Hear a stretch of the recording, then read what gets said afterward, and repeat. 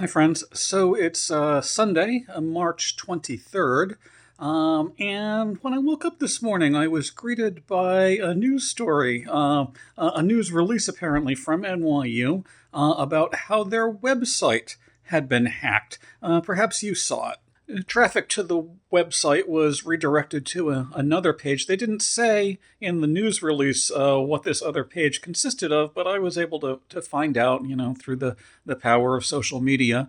Uh, and yeah, it was pretty noxious. It was a supposed breakdown of incoming students' SAT scores by race. It makes me feel a little dirty even to talk about that. Now, I saw a pretty good article in Gizmodo already debunking the whole thing, and I'll link to that down below. You might want to take a look at it. But it bears a few words. First of all, of course, we have no idea where they got these supposed numbers and if they're valid or not. Second of all, it's well known now that NYU doesn't even require SAT scores for applicants. So there's that. Also, of course, SATs have long been known more or less to more accurately reflect the financial condition of the parents of the students taking them rather than the actual aptitude of the students themselves. And finally, of course, SATs are not the be all and end all of academic achievement. And they're certainly not the only criteria by which anyone should ever be judged for admission. I'll tell you my own story. I honestly don't remember what my SAT scores were. Once you get to my age, if you still remember that exact number, then something's gone wrong in your life. But as I recall, they were decent, if not spectacular. My background. By the time I was in high school, we weren't in dire poverty. We had been in dire poverty earlier in my life, but we were certainly not exceptionally well off. Couldn't afford things like test prep, all that more wealthy people were able to do. What got me into college, I'm sure, is that I was quite a bad football player, although I did get a tackle in the oldest high school rivalry in football, yay. But I was a good playwright, of all things. And that combination made me a viable candidate.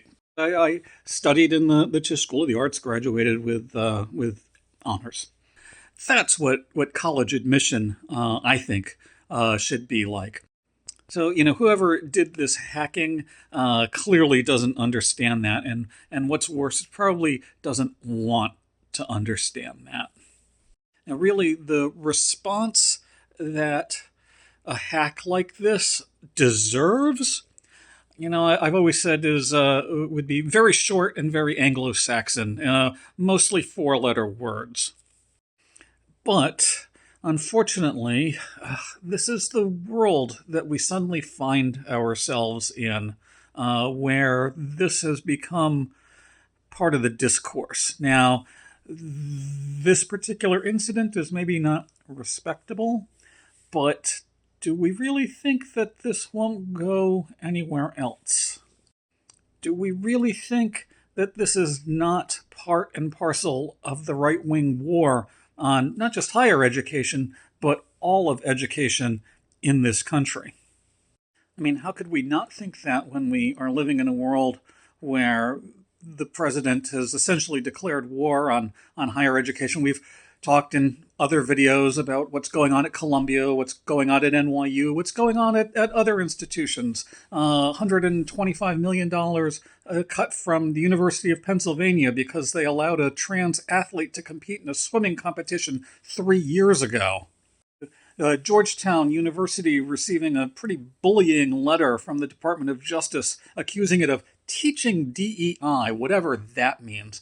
And now someone has it out for NYU.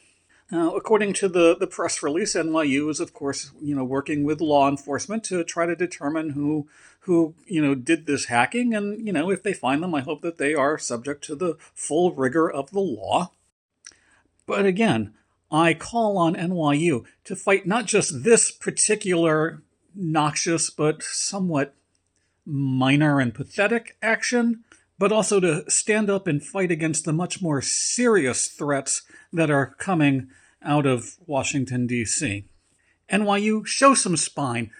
Be the institution that you claim to be. I've been associated with this university since I was 18 years old. I want to be proud of it. Make me proud of it.